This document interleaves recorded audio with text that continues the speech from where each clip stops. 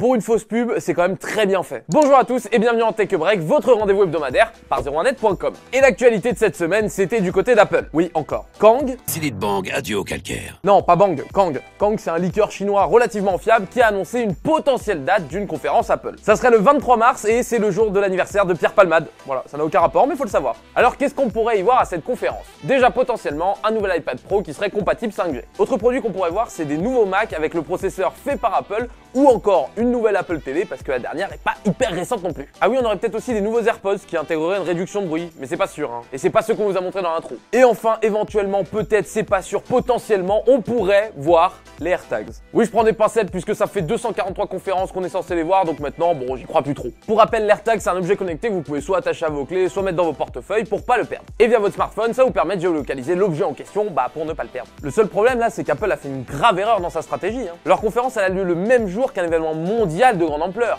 la conférence OnePlus. Voilà, fin de la blague. Et cette semaine, on voulait savoir plusieurs choses. Déjà, qu'est-ce que vous attendez des AirTags depuis le temps qu'on les attend? Et aussi, qu'est-ce que vous attendez de cette conférence? Est-ce qu'il y a un produit en particulier que vous aimeriez voir débarquer? Dites-le nous en commentaire, justifiez tout ça et on en sélectionnera 2 la semaine prochaine.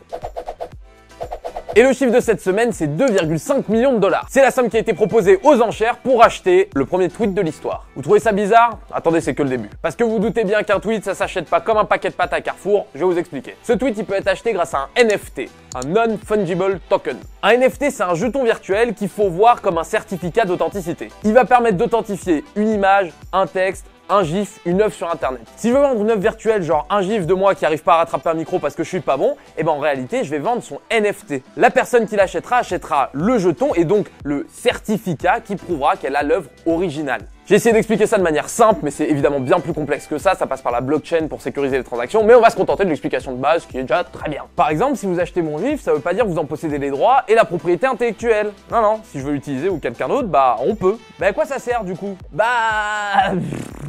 Bonne question. Non, en vrai, ça crée une sorte de marché de l'art virtuel où vous avez des trucs comme le Nyan Cat qui ont été vendus à 500 000 $ ou le même Deal With It qui a été vendu à 22 000 $. Alors autant acheter un tableau qui coûte un bras, je peux comprendre le délire parce que tu le mets chez toi, tu l'affiches, etc. Mais autant un tweet à 2,5 millions de dollars. Oui, bienvenue chez moi, hein, ça c'est mon salon. Ouais, ça c'est mon tweet de Jean-Pierre Pernaut. 3,5 millions sur les chefs du Larzac, je l'ai acheté aux enchères. Une belle pièce.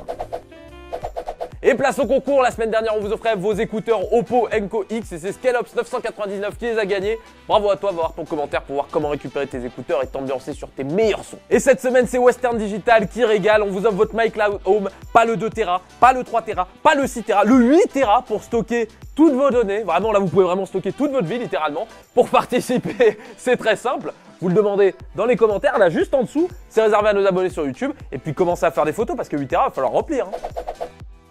Et pour la vidéo de cette semaine, on va mettre les lunettes 3D.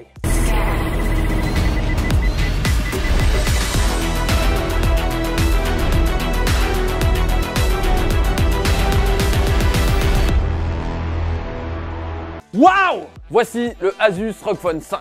Alors je sais pas si vous l'avez compris, mais c'est vraiment un smartphone gamers. Juste avant de commencer le sujet, qui se voit avec ce truc?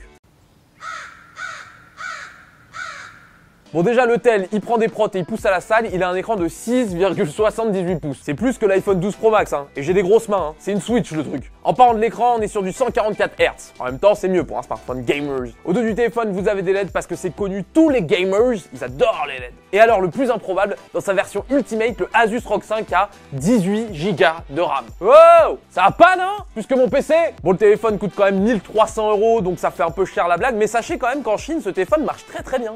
Merci les Chinois. Et la semaine dernière, on vous demandait comment vous voyez le design des futurs iPhones et vous nous avez répondu. iStark pense que c'est cette année qu'Apple va changer le design de ses appareils, qu'on en aura pour 4 générations, mais qu'ils vont essayer de trouver un truc un petit peu original. Et pour les smartphones pliants, il voit plutôt un iPad pliant. Nathan, lui, il croit pas trop aux changements de design successifs par Apple. Au contraire, pour lui, Apple garde cette encoche pour se démarquer des autres. Et s'il y a des changements, ça viendra soit au fur et à mesure, soit des gros changements pour pouvoir rester différent des autres marques. Et c'est la fin de cet épisode de Tech Break. Je sais pas pourquoi je parle comme ça. Si vous a plu, pensez à laisser votre meilleur pouce bleu, à laisser un petit avis en commentaire, des mots doux, des mots gentils, on adore les lire. À vous abonner, activer la petite cloche pour rater aucune vidéo parce qu'elles sont toutes exceptionnelles. Et moi je vous donne rendez-vous ici la semaine prochaine, ça veut dire la semaine prochaine. Salut!